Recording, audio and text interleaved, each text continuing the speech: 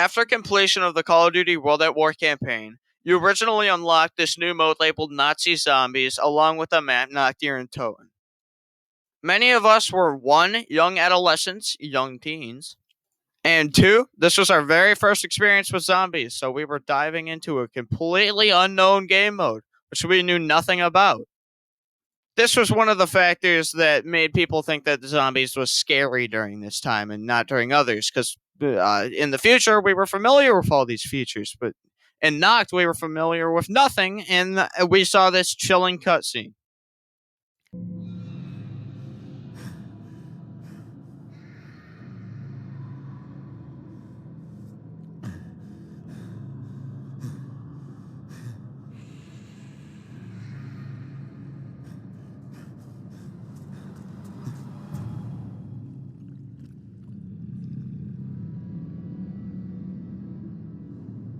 After that cutscene, you were fucking teleported to this creepy ass bunker with chilling music and great.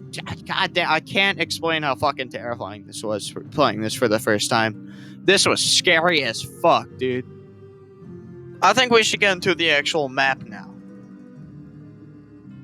Nacht remains one of the most barebone maps to date, only featuring a few doors, a few wall weapons, and a box, and that's pretty much it. The door layout is pretty linear as well. You could either open everything for the upper side of the map, or just go down and go up. It's fairly simple. I don't really need to explain.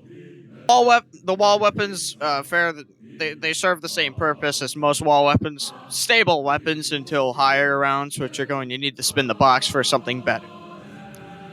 The most interesting feature on this map is the box. The box is really emphasized on this map to be a complete gamble. You could get a borderline useless weapon, or an MG, or a ray gun, or pretty much any god tier weapon from that thing. The wide weapon variety in this map enables a lot of strategies in use. You could go around training with close range weapons like the double barrel, or you could stay in one spot with an MG. There's many different strategies, and all of the weapons provide different ways to use them. This map is also really fun with friends, as it's supposed to be. You can camp up in one area with your friends and make that camping strategy even more effective. Or you could go around training with your buds, and, more risk, more reward. Now those are what I consider to be the positives of this map. Now let's get to some of the negatives, because nothing is perfect, right? Rounds 1 through 6 are fairly slow due to the zombies spawning so far away, and also their slow walk speed at the beginning of these rounds. I assume this is to prevent the player from feeling pressured during these early rounds, so it's easier, but it's just way too slow. Another fairly large problem is just the buggy nature of World at War in general, and also the Nazi Zombies mode in World at War. This mode was never supposed to be that large as it is now, so they kind of just half-assed this. It's still fairly fun, though, except for some of these bugs are kind of annoying, like getting one hit or death barriers out of the map, which are fairly easy to access. This map is also going to be really easy for experienced trainers, mainly because the zombies you have to be standing still for the zombies to be able to hit you. Since the zombies, they're like the dogs on most other games, where they have to, when they're attacking you, they're standing still, so you have to be standing still to get hit by them as well. If you played BO3 or any sort of developed zombies like Black Ops, like 1, 2, or 3, or like any game where zombies was highly developed, this map is going to be relatively boring for you, since it's missing a lot of the features: pack punch perks, moving while down, sliding, all the works. This map is going to be just really bare bones and unfun for you, kind of like Busty Pot, where it's just everything is bare bones, and there's no pack punch. You know what I mean, right? Another problem I see in this map is it's just way too bare bones for its own good. There's no perks, there's no pack punch. So if you played later games released and then Nacht, you're going to feel like this map is utter garbage. Just because there's no slide, no pack punch, no perks. It's going to be really weird for you. It's not that fun without perks. But nevertheless, this map is simply just mindless fun.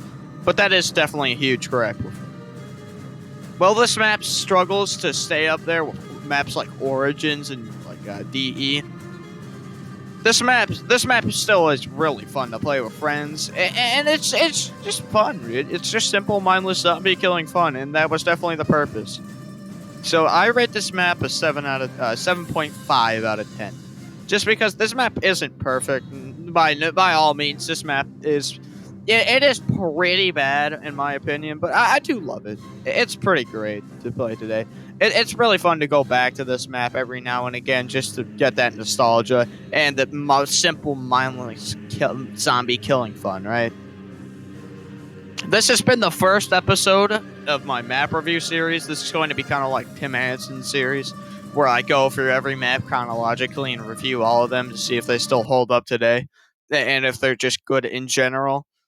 I hope you guys enjoyed this video. I will be making Varrook next, as expected.